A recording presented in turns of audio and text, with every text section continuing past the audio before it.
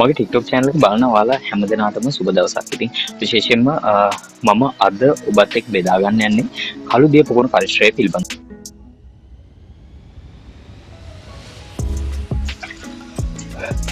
කළු දිය පොකුණු පරිශ්‍රයට ඇතුළු වෙන්න තියෙන්නේ මෙන්න මේ වගේ දොරටුවක්. විශේෂයෙන්ම මේක ගල් උළුවස්සක් වගේම වටේට ගඩොල් යොදාගෙන නිර්මාණය කරලා තියෙන්නේ. මෙතන විශේෂත්වය තමයි මෙතන මේ ගල් ප්ලේට් දාලා මෙතන හදලා තියෙනවා මුර කුටියක් වගේ. මෙන්න මේ හරියෙන් තමයි ප්‍රධාන පිවිසුම කළු දිය පොකුණට පිවිසෙන්න තියෙන ප්‍රධාන පිවිසුම මෙන්න මේ විදිහ තමයි තියෙන්නේ.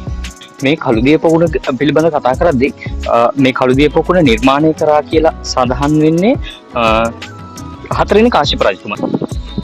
මේ තමයි මම අර කිව්ව කළු දිය පොකුණ මැද තියෙන ප්‍රධාන ගොඩනැගිලි. කළු දිය පොකුණ පරිශ්‍රයට ඇතුළු වෙන්න තියෙන්නේ මෙන්න මේ වගේ පිවිසුමක්.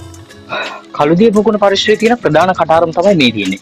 ඉතින් මේ ප්‍රධාන කටාරම නිර්මාණය කරලා තියෙන්නේ තනිකරම කළු ගල් වලින්. ඉතින් කළු ගල් වලින් කියන්නේ කටාරමට උඩින් තියෙන කළු ගල්ට අමතරව මේකේ වහලක් නිර්මාණය කරලා තියෙන්නේ කළු ගල් පාවිච්චි කරලා. ඉතින් ඒ වගේම මේ උළුවහු ජනෙල් හැම දෙයක්ම නිර්මාණය කරලා තියෙන්නේ කළු ගල් පාවිච්චි කරලා. හැබැයි මේ අතර ප්‍රදේශයේ මේ අතර කොටස් ගඩොල් වලින් නිර්මාණය කරපු බවට තියෙනවා. ඉතින් මේකේ අනික් විශේෂත්වය තමයි කළු දිය පොකුණ මේ කළු දිය පොකුණ පරිශ්‍රය නිර්මාණය කරේ කවුරුන්ද යන වගේ පිළිබඳව කතාව. ඉතින් ඒකෙදී කළු දිය පොකුණ පරිශ්‍රය නිර්මාණය කරේ හතරවෙනි කාශ්‍යප රජතුමාගේ අමාත්‍යවරයෙක් කියලා එක මතයක් තියෙනවා.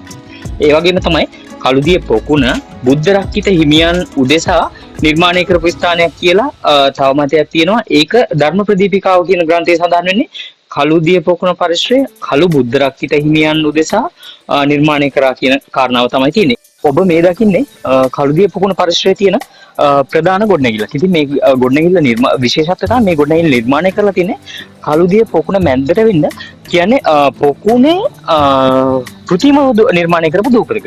ඉතින් මේ නිර්මාණය කරපු දූපත තමයි ඔය මේ දකින්නේ. ඉතින් මේ දූපත නිර්මාණය කරන්න විශේෂයෙන්ම කළු ගල් රළු කළු ගල් යොදාගෙන තියෙනවා. ඉතින් අර ෆිනිෂින් කළු ගල නෙමෙයි කළු ගලක් යොදාගෙන බැම්මක් නිර්මාණය කරලා ඒක පස්වලින් පුරවලා සමහර විට පතුලට කළු ගලක් තියෙන්න පුළුවන්. ඉතින් ඒක උඩ තමයි අර ගොඩනැගිල්ල නිර්මාණය කරලා තියෙන්නේ.